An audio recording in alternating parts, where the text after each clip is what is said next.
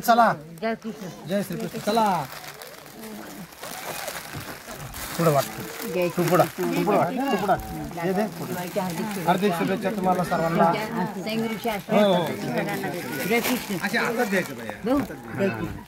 आता दे हा असं आता दे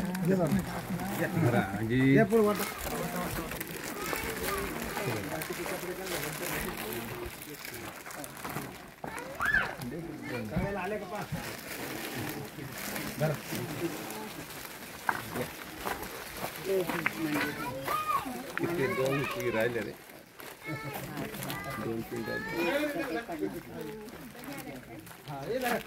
किती दोन हा हा बस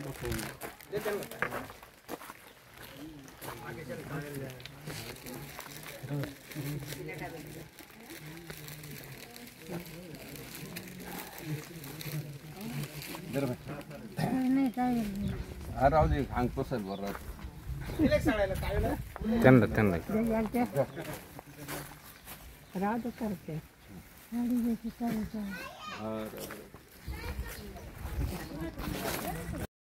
हा 7 8 9 आणि एक टाकू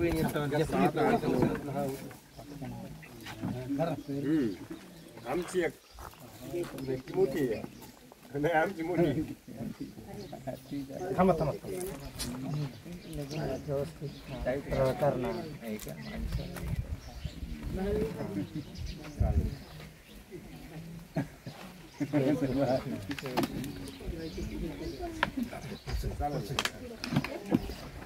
काम करायचं जीवावर आलं थोडंफार काम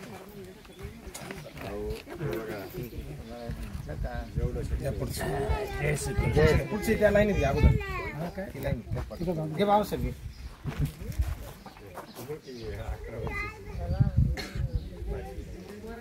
इकडे फिरून घे बाबा हो गणपती बाबा जय श्री कृष्ण म्हणा तिचं जाऊ द्या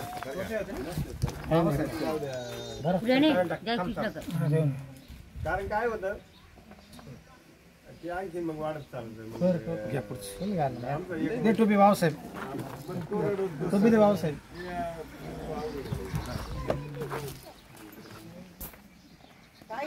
आणि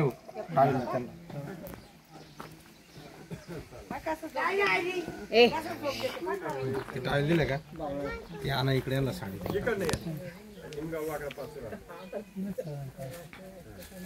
जय श्री कृष्ण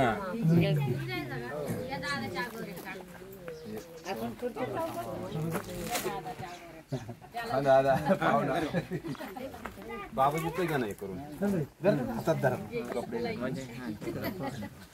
त्यांना दे या साड्या घ्या पुढे या इकडे चल आणि या पुढे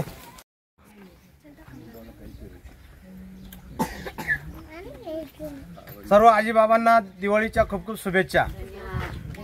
तुम्हाला ही दिवाळी सुख समृद्धीची भरभराटी जावं अशी आमच्या गायकवाड परिवाराच्या वतीने मित्र परिवाराच्या वतीने तुमच्या आश्रमाच्या वतीने आम्ही तुम्हाला शुभेच्छा देत आहे. आज या ठिकाणी दिवाळीनिमित्त शेख ऋषी वृद्धाश्रम या ठिकाणी सामाजिक बांधिलकी ठेवून या ठिकाणी आम्ही या ठिकाणी आलेलो आहे. आमचे सहकारी अनिल गायकवाड, उत्तमराव शिंदे, बाबासाहेब गायकवाड या आश्रमाचे संस्थापक अध्यक्ष नवनाथजी जराड बाबा त्यांचे सौभाग्यवती सहकार्य आणि या ठिकाणी आमचे बंधू जे दूरदर्शनचं या ठिकाणी काम करतात ते असे पंकज गायकवाड आणि आपण सर्वजण समाजासाठी आपलं काहीतरी देणं असावं म्हणून या हेतूने आम्ही या ठिकाणी आलेलो आहे.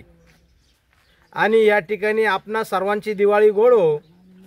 तुम्हाला सर्वांना कपडे दिवाळीसाठी पाहिजे म्हणून आम्ही ती सामाजिक बांधिलकी ठेवून या ठिकाणी आपणा सर्वांना या ठिकाणी कपडे दिलेले आहे. आणि हे कपडे तुम्ही वापरावे, आनंदाने वापरावे असे आम्ही तुम्हाला या ठिकाणी शुभेच्छा देतो. आणि या आश्रमाचे जे अध्यक्ष आहे, संचालक आहे आपले नवनाथजी जराड यांना मी एक आदर्श असं हे व्यक्तिमत्व या ठिकाणी आपल्या गोरगरिबांना या ठिकाणी ते आश्रमात सांभाळ करतात, आपल्याला रोज जेवण देतात, रोज आंघोळ करून ते तुमची स्वच्छता राखतात. असं हे व्यक्तिमत्व आहे. म्हणून या आश्रमासाठी आम्ही सर्वांनी आमचं काहीतरी योगदान असावं म्हणून या आश्रमात आज या ठिकाणी दिवाळीच्या निमित्त आम्ही दिवाळी पाडव्याच्या निमित्त या ठिकाणी तुम्हा सर्वांना या ठिकाणी भेटण्यासाठी आलेलो आहे आणि तुम्हाला कपडे देण्यासाठी आलो होतो. म्हणून या ठिकाणी आपणा सर्वांना मी पुन्हा एकदा या दिवाळीच्या निमित्ताने हे तुम्हाला सर्वांना शुभेच्छा देतो आणि या ठिकाणी तुम्ही आनंदाने राहावा, गोडी गुलाबीने राहावा, कोणतेही झगडे न करतात. आपण सर्व एकजण आहात आणि बाबांच्या आदेशाने या ठिकाणी आपण वावरावं. कारण बाबा इतकी काळजी घेतात तुमची. तुम्ही आजारी पडला असाल तर दवाखान्यात घेऊन जातात आणि स्वतःच्या मुलाप्रमाणे तुमचा सांभाळ करतात. म्हणून या ठिकाणी आपण गुण्यागोविंदाने राहो. अशाच दिवाळीच्या मी तुम्हाला शुभेच्छा देतो. आणि या ठिकाणी आपले सहयोग ऋषी आश्रमाचे संचालक अध्यक्ष असतील नवनाथजी जराड बाबा यांना मी विनंती करतो, आपण या ठिकाणी 2 शब्द आपण बोलावे.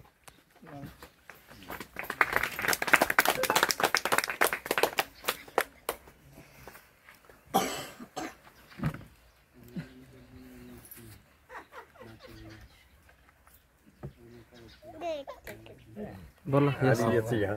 तो 2 शब्द बोलणार. बोल बे. मोठ्याने बोल. मोठे जय श्री कृष्ण. जय श्री कृष्ण. अरे वा. जय श्री कृष्ण.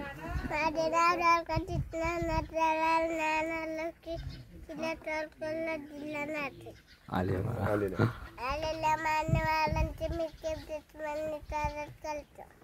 ठीक आहे, धन्यवाद. धन्यवाद. बस बोला. नमस्कार. नमस्कार. मी आज या ठिकाणी आलेल्या संगर ऋषी वृद्धाश्रम या ठिकाणी आलेल्या आमचे परमस्नेही परममित्र सन्माननीय श्री एकनाथजी गायकवाड हे या अनाथ निराधार वयोवृद्ध गरीब गरजू लोकांची जी सेवा चालते या सेवेसाठी त्यांनी आज लाख मोलाचे सहकार्य करून या अनाथ निराधार लोकांना वस्त्रदान केलेलं आहे आणि यापूर्वी पण ते करत राहतात आणि यापुढे पण ते करत राहतीलच, यात काही तीळ मात्र शंका नाही. मी संगर ऋषी वृद्धाश्रमाच्या वतीने त्यांना दिवाळीच्या खूप खूप शुभेच्छा देतो. तसेच त्यांच्यासोबत आलेले आमचे परमस्नेही परममित्र अनिलजी गायकवाड, त्याचप्रमाणे उत्तमराव शिंदे, त्याचप्रमाणे सन्माननीय श्री भागवत सिंग गायकवाड, तसेच आपले धुळगावचे आमचे परमस्नेही परममित्र न्यूज चॅनलचे काम करणारे पंकजजी गायकवाड या ठिकाणी उपस्थित झाले. आपण आपला अनमोल असा वेळेत वेळ काढून या सेवेसाठी हातभार लावला. मी संगर ऋषी वृद्धाश्रमाच्या वतीने आपले खूप खूप आभार व्यक्त करतो आणि आपल्या सर्वांना दिवाळीच्या शुभेच्छा देतो. आपण जर समाजात कुठे गरीब गरजू कोणी अनाथ निराधार वयोवृद्ध आढळला तर मला नक्कीच संपर्क करा. आपण आल्यापासून अंत्यविधीपर्यंत सर्व सेवा शुश्रूषा या ठिकाणी मोफत केल्या जाते. त्यासाठी माझा नंबर आहे 98 22 23 59 56. परत नंबर सांगतोय 98 22 23 59 56. मी सर्वांना आव्हान करतो का जर कोणी गरीब गरजू असेल तर आपल्या एका फोनमुळे कोणीतरी दुःखी पीडित अन्न पाण्यावाचून तडफडत असलेल्या अनाथ निराधाराची सेवा घडेल आणि त्याचा एक मदत नाही तर आशीर्वाद आपल्याला लाभेल, यात तीळ मात्र शंका नाही. धन्यवाद.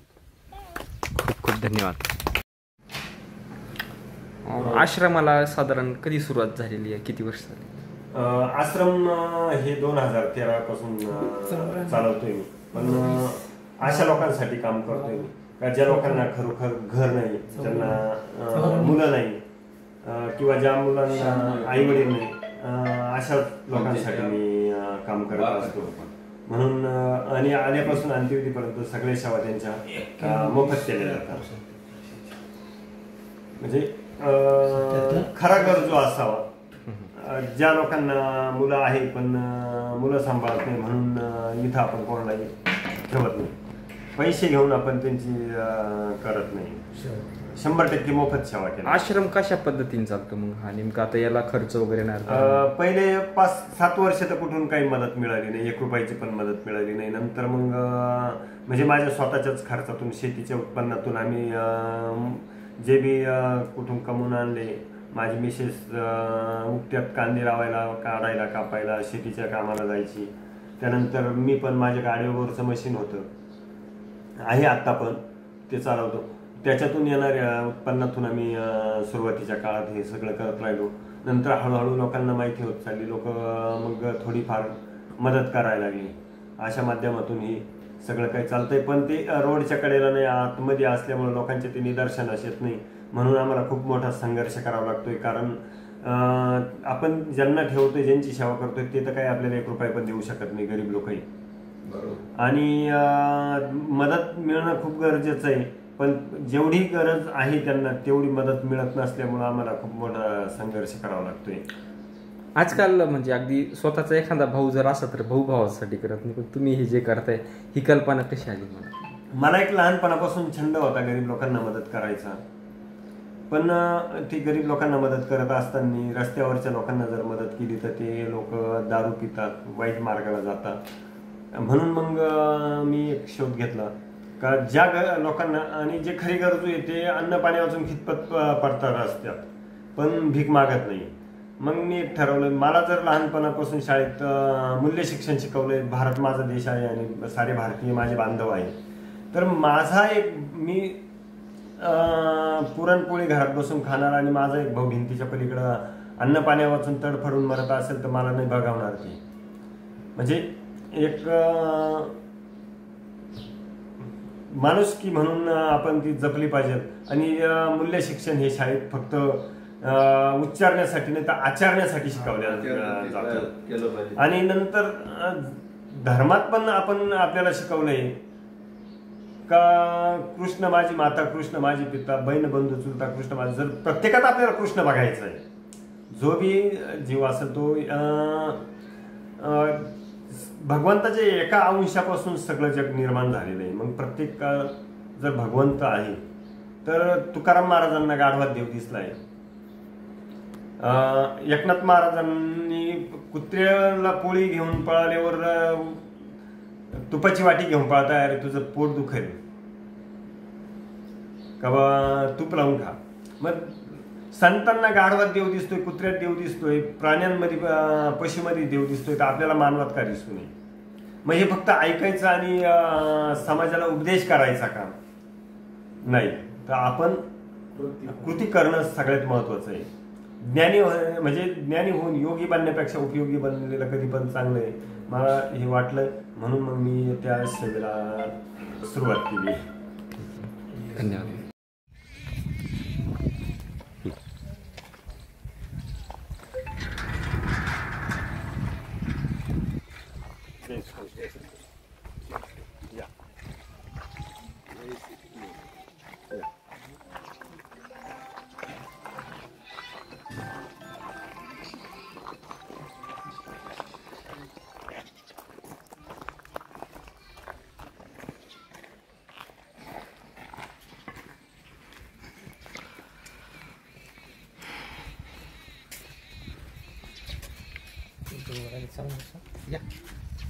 याव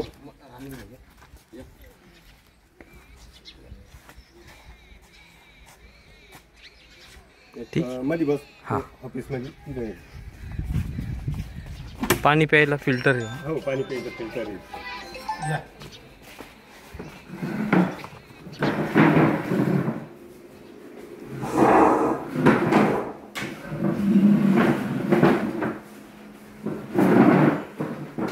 येत्या दिवशी नव्हते ना, येत्या दिवशी नव्हते ना.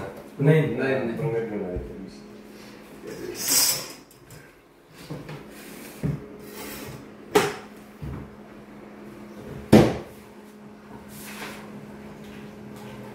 हे नोट करता काय याच्यात? हो, फोन आलाय अभिप्राय सगळ्यांचे नाव नंबर घेऊन घेतले जातात. म्हणजे तारीख आजची तारीख टाका, वार टाका. किती आज? 22. म्हणजे ते घेण्याचा तात्पर्य असं का जर समजा त्या गावातला एखादा व्यक्ती आपल्याला आश्रमात भेट द्यायला आला आणि आम्हाला एखादा मनोरुग्ण मतिमंद कुठं जर रस्त्यात आढळला, कोणी फोन केला, त्याची ओळख पटवून घेण्यासाठी तिने जर गावाचं नाव कमीत कमी सांगितलं पाहिजे, तर त्या गावातल्या व्यक्तीला इथं जर भेट देणाऱ्याचं नाव नंबर असेल तर मी लगेच त्या पटकन फोन करू शकतो. बरोबर. तुमच्या गावातली अशी एक व्यक्ती यांना तुम्ही ओळखताय का, त्यांच्या व्हॉट्सअपला मी त्यांचा फोटो टाकू शकतो. पण म्हणून मग लोकांच्या जनसंपर्क म्हणजे लोकांना मदत कशी करून देता येईल आपल्याला. एखादा चुकलेला माणूस आहे, त्याला घर शोधून द्यायचंय, ह्या मदतीसाठी त्या गोष्टीची आवश्यकता आहे. पण ती महत्वाची ती ना. लौकी गावात हो, मार्केट पासून तिथे ना लेफ्टला टर्न मारा, जवळच्या पेट्रोल पंप पासून. हो,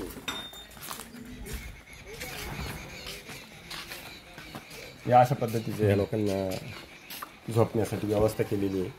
एका रूम मध्ये 10 लोक राहतात. या बाजूने 5 असे 5 रूम बनवलेले आहेत.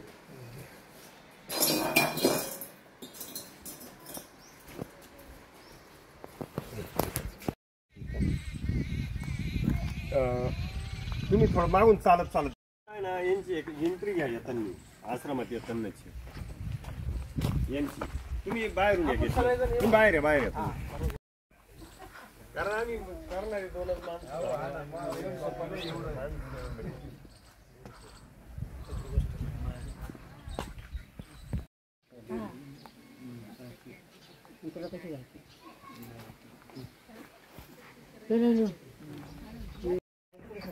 आता टेबल नको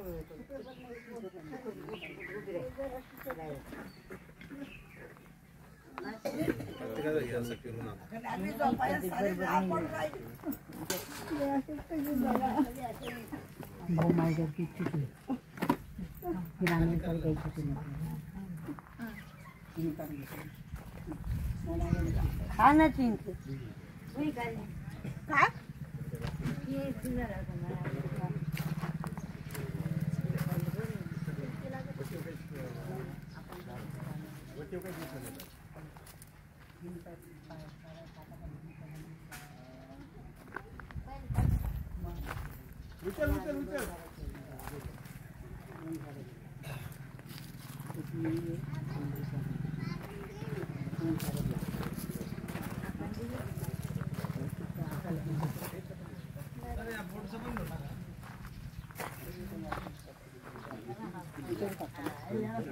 बस घ्या एवढं माझ्या समोर काही होत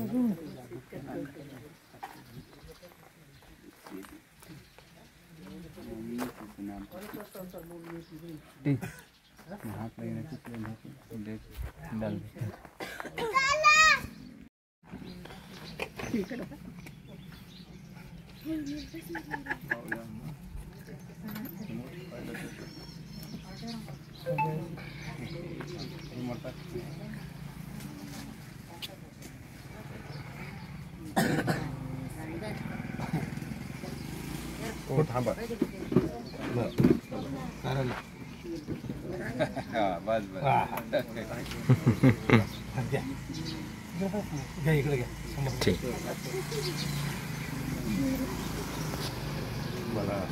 हो सर्वांना काय तुमचं चाललं जाडू बाई शांत बस.